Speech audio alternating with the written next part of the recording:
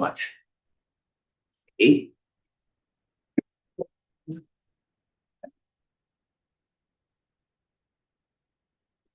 It's 11:59. Kennedy, we're gonna start right at noon. I just started it, but it's not good yet.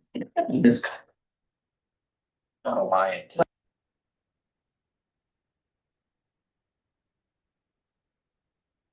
So start.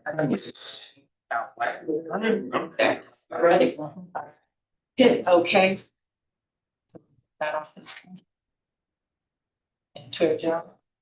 You're clear to say. All right, hello, everyone. Let's be called to order. Children's Services Council Leon County Executive Committee meeting on Wednesday, September 10th at 12 noon here at our CSC Leon County office. And I have a roll call of our president. Mr. Mitchell? Here. Mr. Watts? Here. Chair Jones? Yes. All right, we have a quorum and full attendance. So now we'll have, accept the motion for the approval of the agenda. Mr. Chair, I will move the agenda. Second, it's been properly moved and seconded. All those in favor signify by saying aye. Aye. Do we have any general public comment? No. None? All right, then let's go to our strategic planning ad hoc committee update. That's you, Brother Watts, right? Does that mean? Yes. Okay. All right, so you will see on page 3, I think it's tabbed as number 3. This is our proposal for the upcoming strategic planning ad hoc work group. We had a chance to develop an agenda and format, which will be a 4-meeting series. And so that is our goal, to actually have our established SMART goals based upon this format. So if we could actually, we want to have some discussion around the proposal of how we plan to establish this, we could do that. But then if not, it's our ask to submit this and as. So I loved, I read the overview. I'm not part of the committee.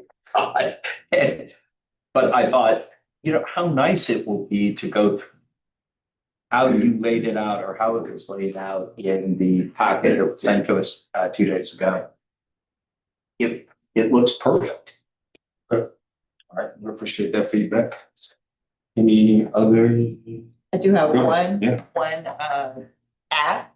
Okay. If we could actually change the name of it from the Strategic Planning Ad Hoc Committee to the Strategic Planning Ad Hoc Work Group, that allows the work group to meet virtually, which might help with getting the meetings organized. There are no decisions, just to be clear, no decisions are made. So there's no public comment, none of that. You can invite subject matter experts in and they can talk, and that allows us to do it as virtual. And so, Mr. Chair, if you don't have any objections, let's changing it to work group by consensus. Right. Yeah, do that. All right. So our next step, Mr. Vice Chair. Yeah, so next, go ahead. Go ahead. No, you go ahead. Okay, so next steps, we are working on the actual meeting date. And so we will get that information out, but see, our next actual full council meeting, we will have this ready for that, correct? Yeah. Okay, so unless I'm missing anything else, that's all that I have.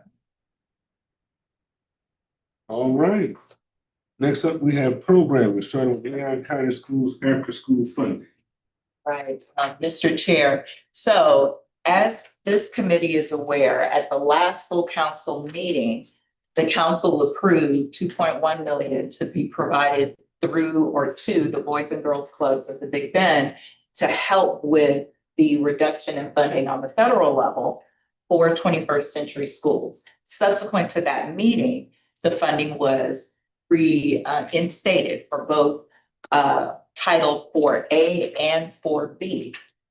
Subsequent to that, the state of Florida notified programs across the state that they would need to take a 30% cut to deal with some funding shortfalls at the state level. We know that there were some discussions, there still could be discussions that are going on to try to restore that funding. But as of now, on August 22nd, I believe it was, all of the 21st Century School programs were to submit their plan for that reduction, which Leon County Schools did. As such, we are now in a situation where there is about a $225,000 shortfall. Right. And then the United Way of the Big Bend does 4 sites, and will experience about $150,000 shortfall. And so at this point, we would need to bring to the council the opportunity to approve gap funding in the amount of $375,000 that would help bring those programs whole through the academic year as well as the summer.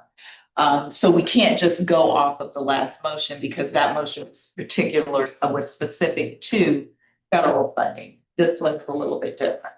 So I wanted to bring that back to the executive committee. If you all want to have a discussion about that, you do have the ability to approve that with ratification going to the council next Thursday, which would allow for us to go ahead and move forward so that we can try to get this funding in place as soon as October 8th. Where is the superintendent on this?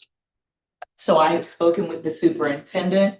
He again is asking for the support of the CSC to help fill this gap, and it is significantly less than what We they originally originally. have. So is it 2 pieces to this? Is it the piece? Does the previous motion take care of Leon County Schools, and we have to do something separate for? We have to United Way? start, we have to start We have to start fresh. From scratch? Yeah, We have to That's not- start fresh with a fresh motion. Okay, I wasn't aware of that. Well, originally, I thought we could work off of the first motion, but the first approval was specific to federal funding. So when the federal funding was restored, that motion wasn't needed anymore. Okay. Now we are dealing with a state issue, so we would just need to do it. And that's where the subsequent lag is from. Exactly. Because the schools impacted are schools that are in my district, so I was aware of the lag, but I didn't know Cohort 17 and 19, and yes, Title I schools are affected. all right. So is it gonna be a separate proposal submitted to us? They will submit a budget. They don't need to submit a proposal, but they will submit us a budget from both United Way of the Big Bend, a budget for $150,000, which covers 3 of their 4 schools. Their 4th school is not affected because it is in its last year of the proposal that they send. And then Leon County Schools, in concert with Boys and Girls Clubs of America, would be submitting their budget.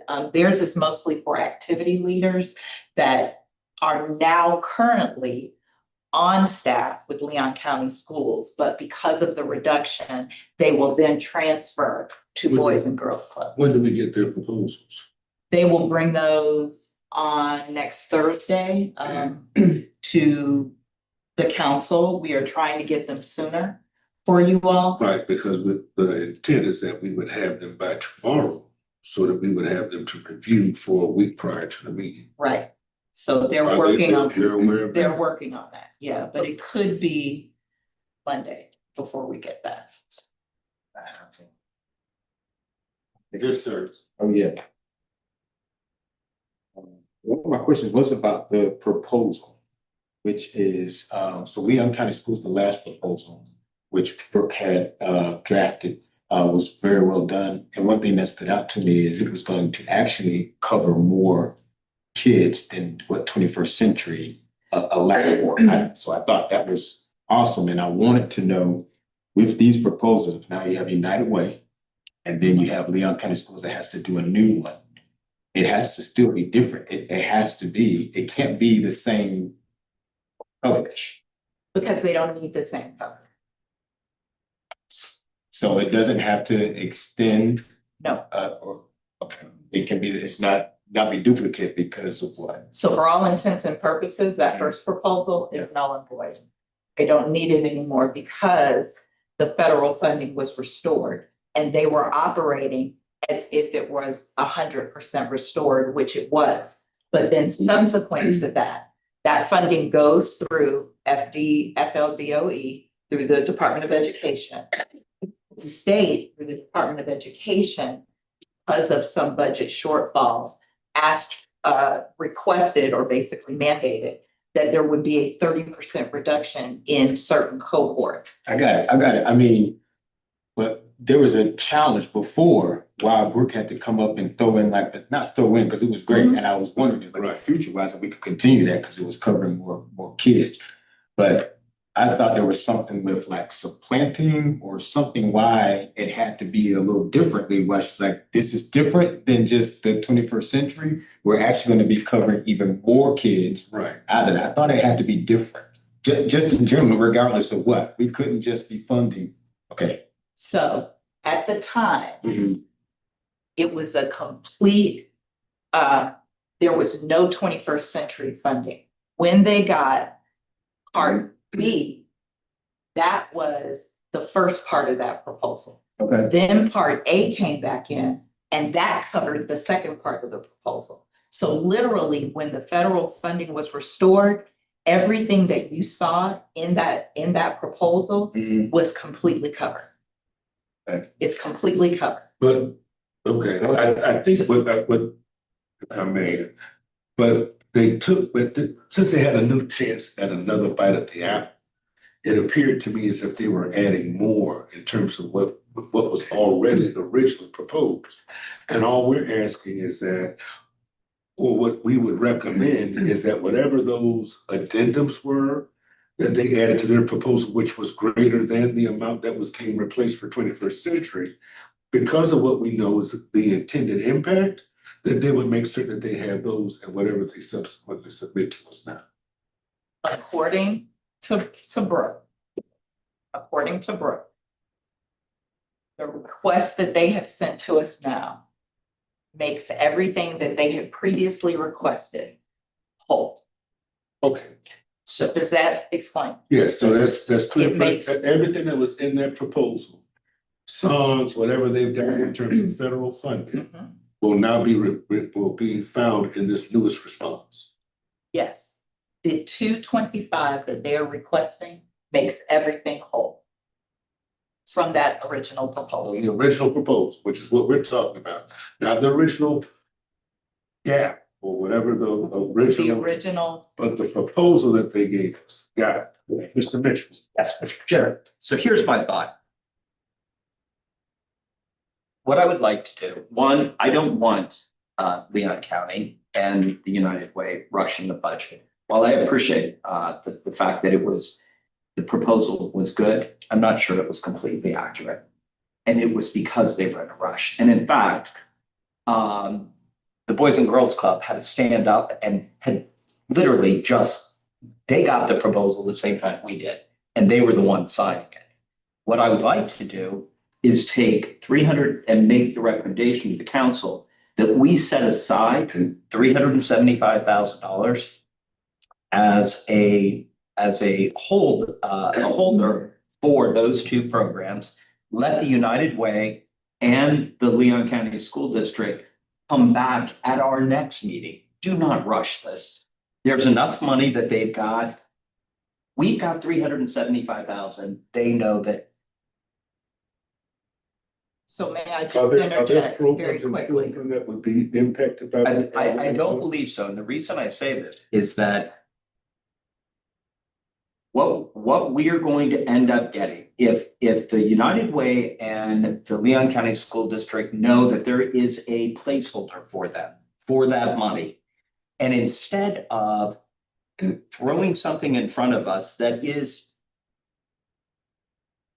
was quickly prepared, and this one would be along the same lines as that one. But not as quickly prepared, brother.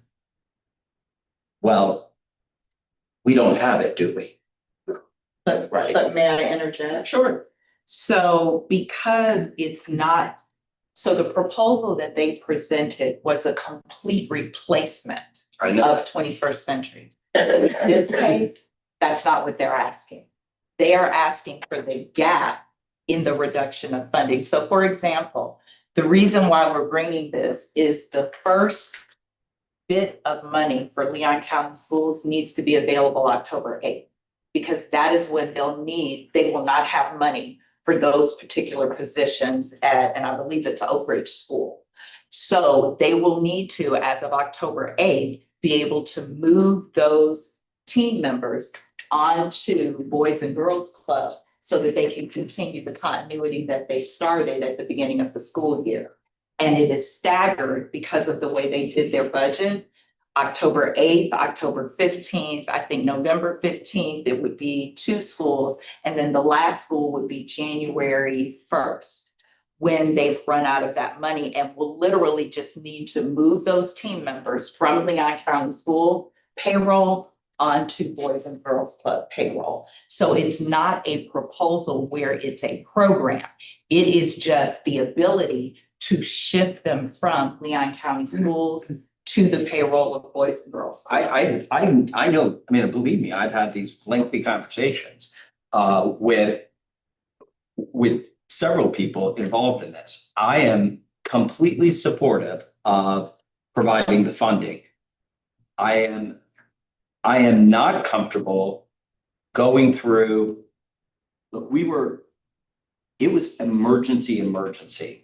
When it comes to funding, it isn't like if Leon County knows they have 250,000 and United Way, by the way, I've never seen anything from the United Way. If they've known about this, I mean, I just think this is not the right way to spend money. It's not that I'm completely in favor of helping the district out and helping those schools that the United Way is helping out. So that is not that is troubling me. What's troubling me is that we've known about this for a while. They've known about the 30% cut for a while, and it wasn't really a 30% cut. But they've known about this for a while, and here we are, a week before they're asking the council to fund $375,000, and we have nothing in front of us. That to me is troubling. And I just am uncomfortable. I mean, I'm very comfortable with the school district. I am. They're a public entity. There's a public trust component there. I'm even comfortable with the United Way, again, having 375,000 put aside. I don't think that, when's our next meeting? The next Thursday. council meeting? I know after that. October 9th. October 9th. Right, so it's the day after they would need the funding. Asking, and we're not talking about the whole 250 due on October 8th. I don't think that the programs are gonna shut down as long as the school district and United Way have confirmation that we're supportive of it. And can I bring up one more other point? Sure. Which was, when we went through this the last time as well, we did go through the whole discussion of reimbursement. If, let's say we were to fund, so this is the same context, correct? That's Not not, It won't, we Because- wouldn't have the same avenue to recommend that? I The would state be, funding is My only concern is asking for an extension or providing an extension that has not been asked for. And I'm of the opinion, and I appreciate where you're coming from, but why not just have staff find out if they need that time? And if they don't, then they can submit to us tomorrow as planned, by tomorrow as planned. listen, if I get I'll be very comfortable if I have a week to review it and confirm the numbers. Because that's my only thing. If they require us to wait till the next meeting to kick it back the can down the road, then great. But if they're prepared to submit by your deadline, which is tomorrow, and that's been communicated to them by tomorrow. and it would be a delineation of what position, because really we're talking about But simply- positions. but That's what simply- we're talking Where about. is It won't be a, the $50,000 is just what, a round up, a round down? It's But simply, Because will they, but simply, they have a deadline of tomorrow, which they are. And unless, when you talk with them, if the proposal that was eventually provided, that we wait until the October meeting, which would give them more time. If they require that, then great. If not, then we'll accept the proposal as planned. Sounds good. That's Totally with you, sir. that's my only recommendation. Sounds good. All right. All right. And if I may, say, I want to thank the council, my executive committee colleagues for making this possible for us, for our school district. This whole drama and pageant, imagine we, at the meeting where we made the approval, then the next day the monies were made available.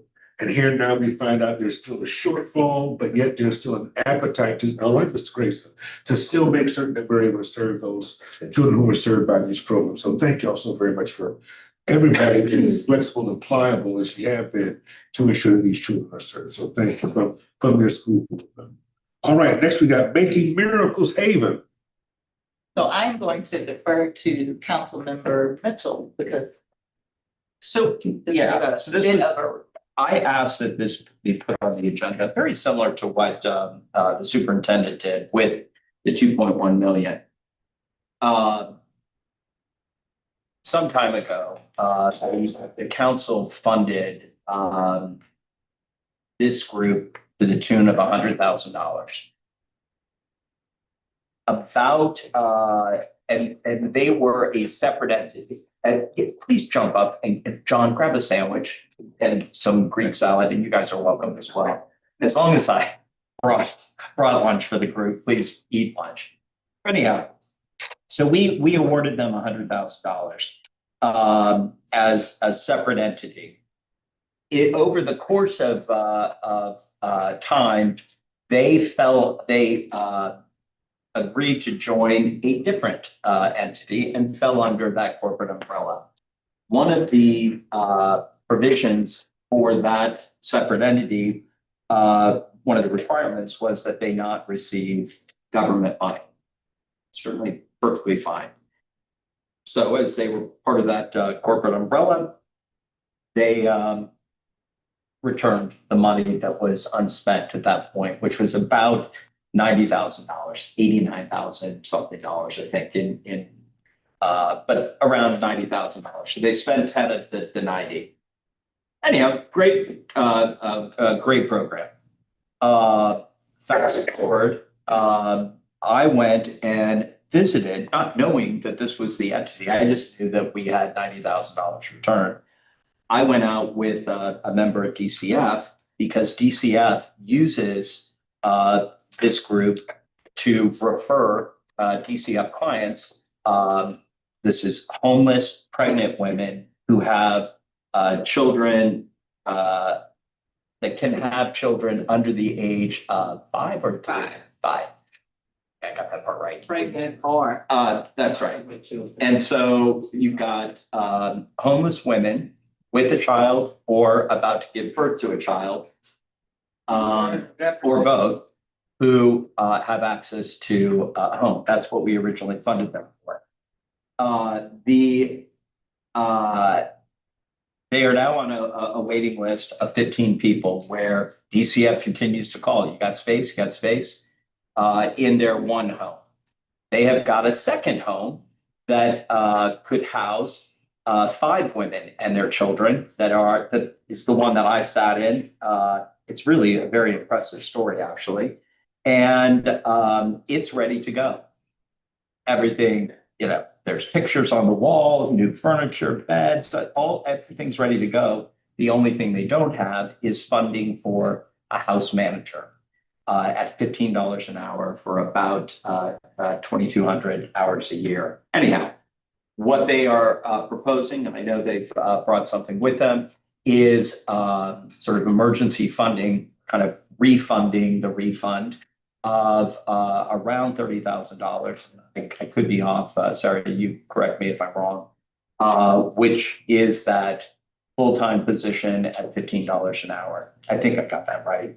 anyhow, so this is a special request. They have a budget with them. And I would just ask, my fellow executive committee members to, give them a minute to clean up whatever I just said. The important thing is what this group is doing is remarkable. And the women that they and children that they are serving is remarkable. And once the women sort of are stabilized, they move on to more permanent housing, we hope. And that's so I've asked them to come forward and make a proposal. And that is what they've done. Again, there is a waiting list. DCF continues to send them people. I believe they have a waiting list of about 15 people. So that is the urgency. And I will shut up and let Sarah do the talking. Thank you. Thank you for having us. I'm Sarah Halsell. I am chairing the board of Making Miracles Haven. This is Deborah Harris. She is our founder and executive director. We are also known as Making Miracles Group Home and have been in Tallahassee serving women and children for 15 years.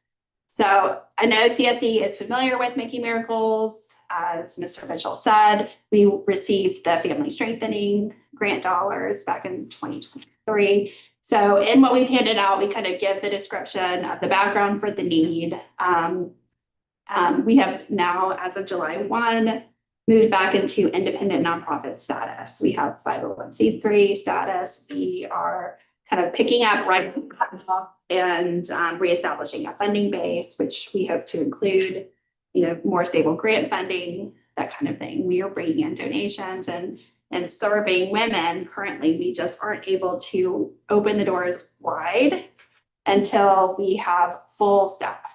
And our vacant position right now is 3 p.m. to 11 p.m. That is our most critical shift because that is when the women are getting home from their job, the kids are getting home from daycare. There's curfew, there's chores happening, and I would love Deborah to speak more about all of the program services and answer whatever questions you've got.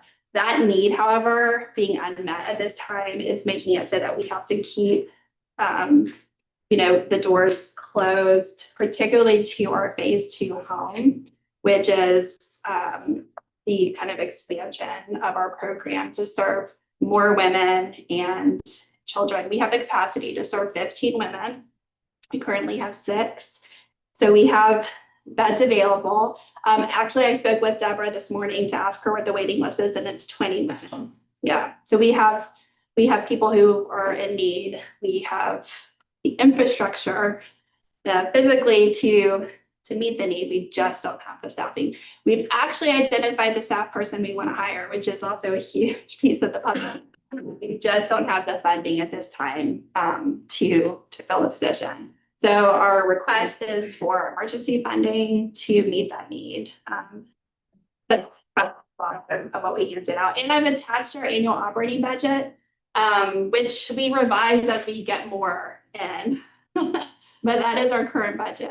And we would, love to provide any other documentation you guys need and would love to answer any question. Colleagues, any questions first before I start?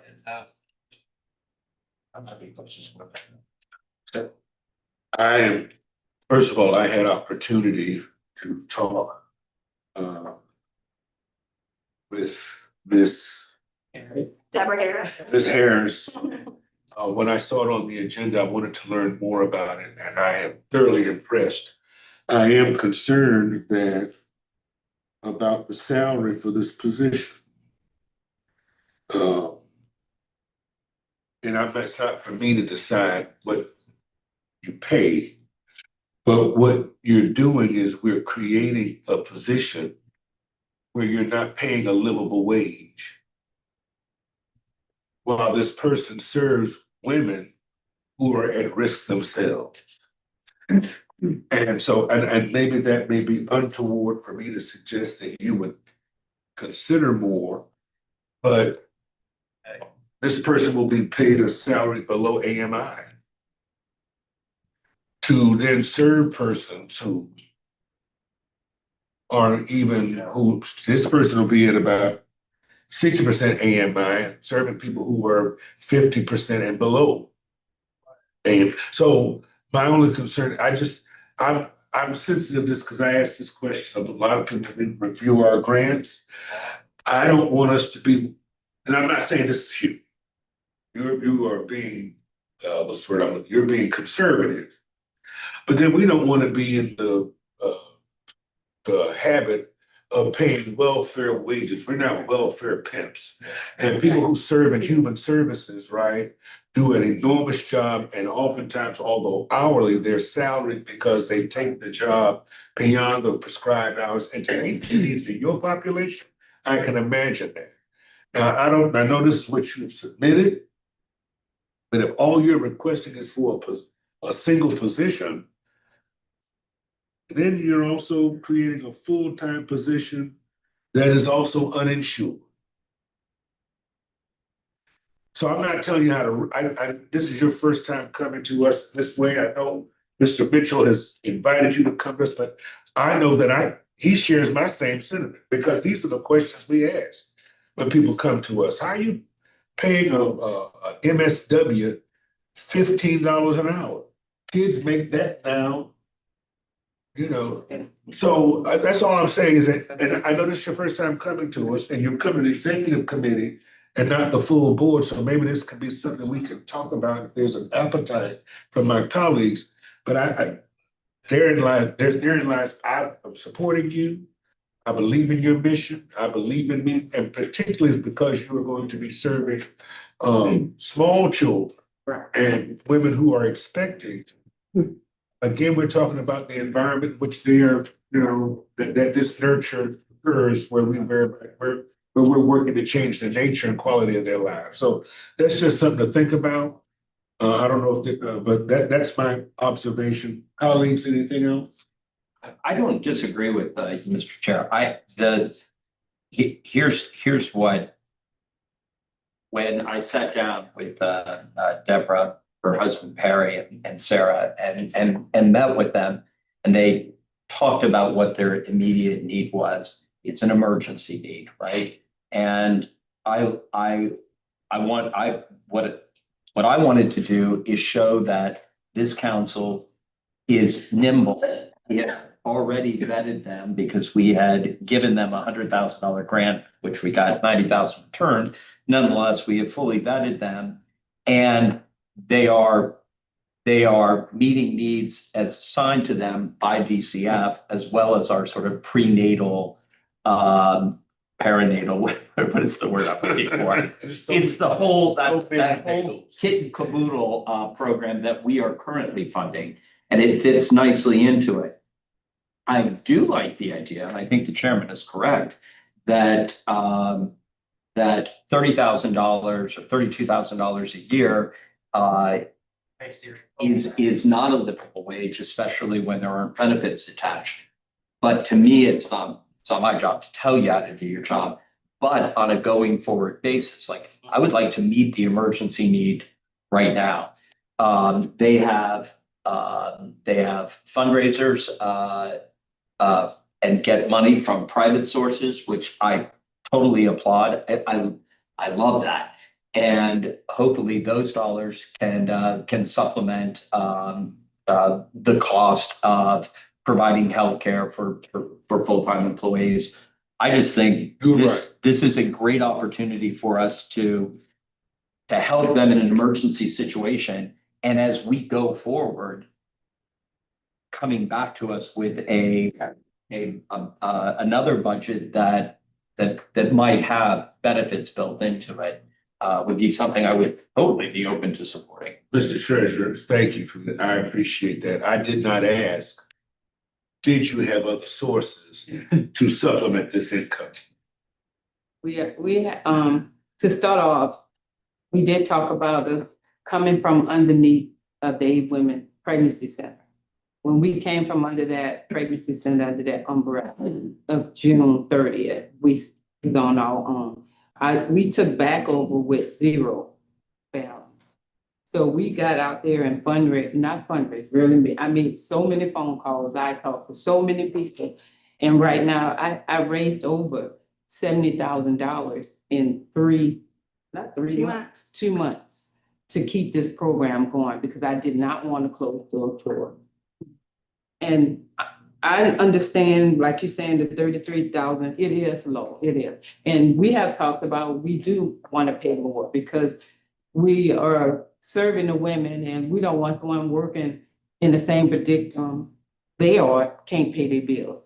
And honestly, right now, that's all I get, $15 an hour. You know, so I understand that. But the goal is for us to get in and try to raise money. We will have a banquet this year, and normally we clear up to about almost $2,000 we can clear, but about 100 and something thousand.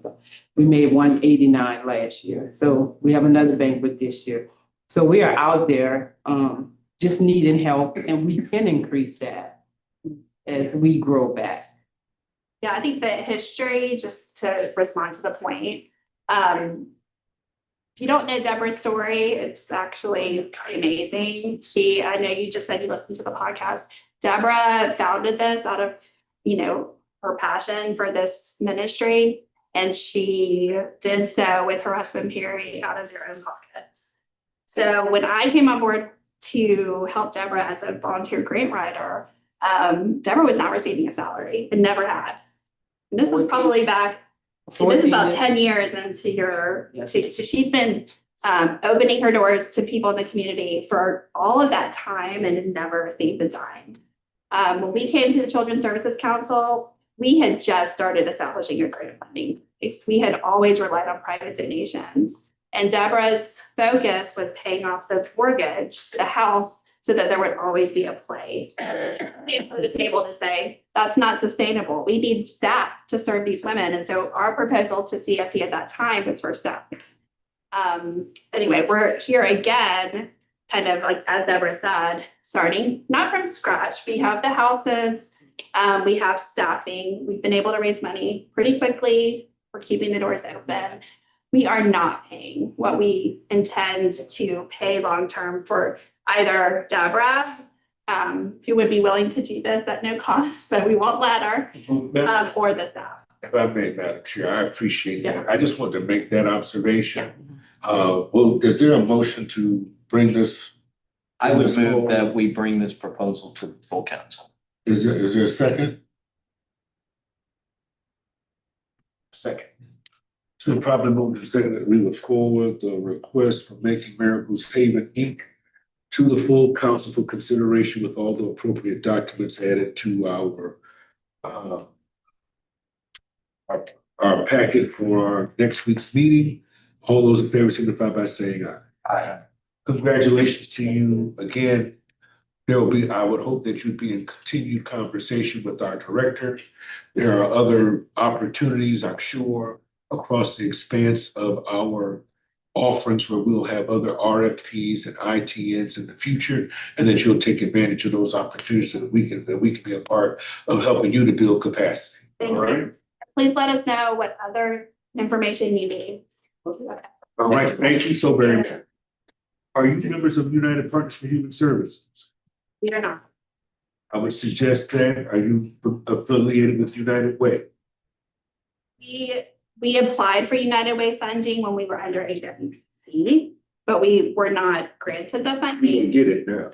So we're keeping an eye on all those opportunities and we're applying. Mrs. Green can help you to make those worthwhile connections to help you build capacity. All right? Congratulations and thank you. Thank you. Next, we have our review of bylaw. So the bylaws are included in your packet. We also. Thank you for coming. You're welcome. We will also remind the council to look at those. October is our annual meeting and it's normally where we look at any bylaw revisions. I do not have any suggested bylaw revisions, neither does our general counsel, but we want to give you that opportunity.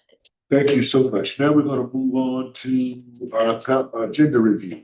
Yes, so if you move to page 17 in your packet, that is the agenda for the council meeting on next Thursday, September 18th. Everything there is in place. I'd like to bring to your attention under Executive Director's Report. We will provide you with our first impact report, which is inception through December of 24. So we're excited about that. We will again have our reporting from our committees, the Executive Committee, and then the Finance and Budget Committee. That will happen after this meeting. Under programming, we will give you a one-page overview of summer with a full report in October. Our youth development and out of school time RFP presentation that is included in the packet. And this is the reissuance of the RFP from the programming that we currently have in place. We will have our FRC implementation report as well as a continuation funding request.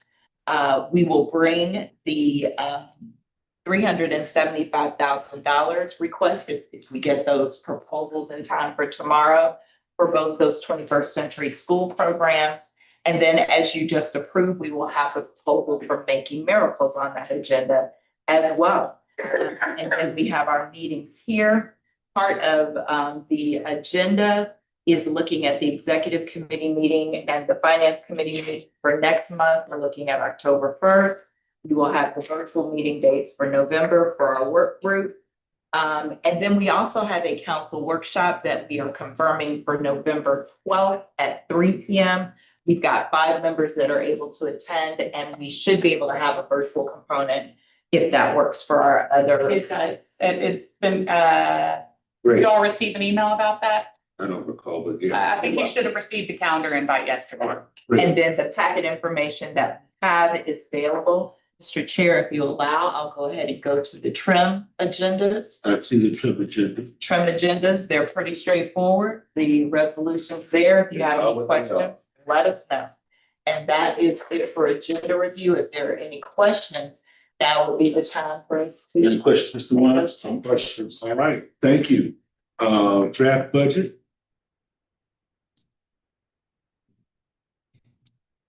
Oh, I'm sorry, I'm in the wrong spot. I'm in the wrong We'll spot. vote on that. Come back Tuesday. I'm sorry. You messed me up. You messed me up. Hey, why are you talking this way? No. Okay, all right, here we are. All right.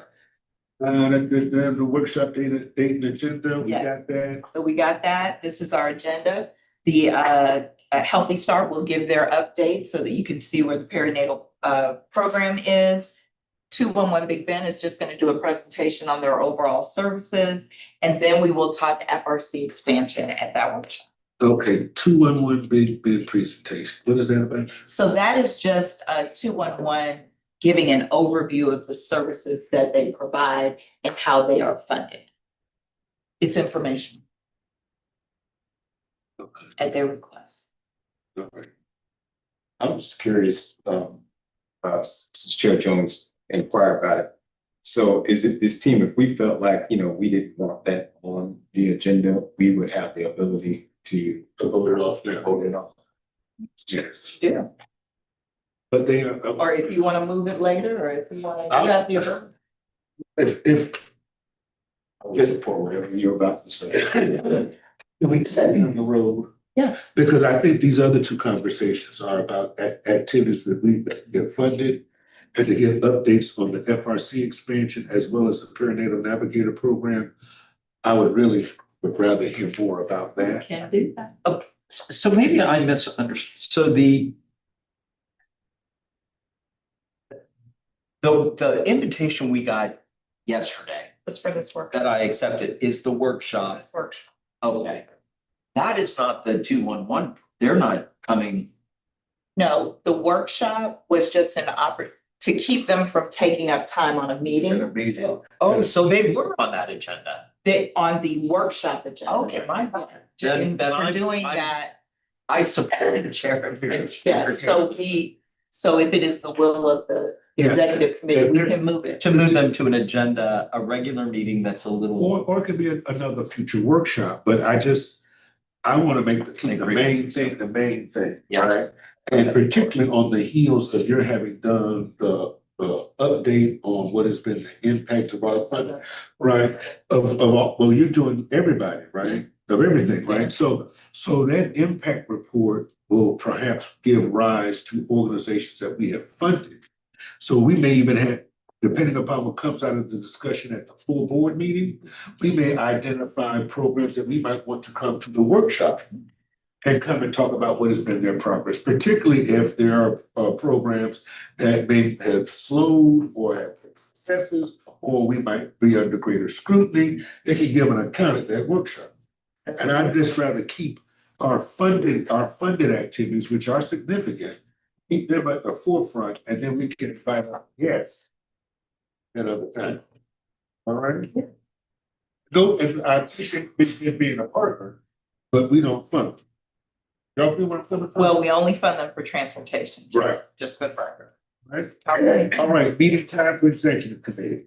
We need to try to find a standard meeting date and time if we can. I Does was, Zoom work? I like the Wednesday before the following Thursday meeting. Does that? Does that work? And as Okay. we say in the church, whosoever will let him come. All right, so we will start looking at the Wednesday prior to the council meeting. Because we publish on Thursday, so I thought that was the whole reason why we were setting this as our time. All right, And do we like it at noon? Or we- Yes. Okay. particularly if Paul is printing lunch. Next meeting agenda? We don't have anything for the next meeting agenda now, but you know, I normally work with you. Okay. Committee member comments? Yes, don't be active, Chair Jones will take on. Take your turn. This, the emergency funding, I feel some type of way about it. And I don't know how we need to look at that. We have a budget for a program emergency funding. And we have, we could be setting, I know we had the one with, superintendent bringing that emergency. We have Mr. Mitch today, it's a great organization, but I don't know, something about it. It seems like each one of us could bring an emergency, a valid emergency here and, so I don't. May I offer this for your consideration? And you may not like this. I think that membership has privileges. Okay. And I believe that as a member of this board, any one of us, particularly as we are aware, where possible, particularly in consultation with staff, if there are opportunities whereby there may be that possibility to do so, I don't have a problem with it. Okay. All right, this was Mr. Mitchell's issue, right? But at the same time, it's still meeting our need. And if we can, we can. If we can't, then it doesn't make it to us. Mhm. I'm sure there had been a conversation between Mr. Mitchell and Ms. Green where we could potentially identify where that could come from, Okay. but only then can it come to us. Imagine this, as you do your work and across the expanse of your footprint, you too will find out there are situations, particularly here in a hurricane corridor, where there may be emergency situations. And so if we have the ability to be pliable in that regard, any one of us are aware of these types of special circumstances. And I think after consultation with staff, now it doesn't come to us without consultation with staff, that it can run, and it'll come to us first before it sees the light of day for everybody else. Yeah. And I think that process protects, one, it ensures our integrity with our potential partners, because we'll make the decision here whether or not they go forward. We're not making a decision on funding, just whether or not they go forward, but it comes to us first, after consultation with staff. The other thing I would say to that is, Mr. Watts, I sort of share your concerns, and I struggled with whether or not to bring this item forward. But I thought about this, I thought, when you rewind the tape 4.5 years ago, when we were first created, we talked about the fact that we were a nimble organization. We set up specific in our seed funding for things that, this is a sort of a low dollar amount compared to the other emergency funding we were moving forward with, but it allows us to be nimble in a community that the government sets its budget a year ahead of time. Very similar to the LBC, the Legislative Budget Commission, that the legislature sets up there are times where things come up that you need money to appropriate dollars, and they use that methodology. To me, the most important thing is we fully vet the organizations that we would provide emergency funding. And in this case, it's dumb luck. We had already vetted them and given them a grant that got returned. But anyhow, You agree with my point of view? yes, sir, I do You completely. agree? Yep. And it comes to us, it comes from staff first. All right, with that, let us adjourn and bring my superintendent in here. So we can go ahead and get started with our finance committee.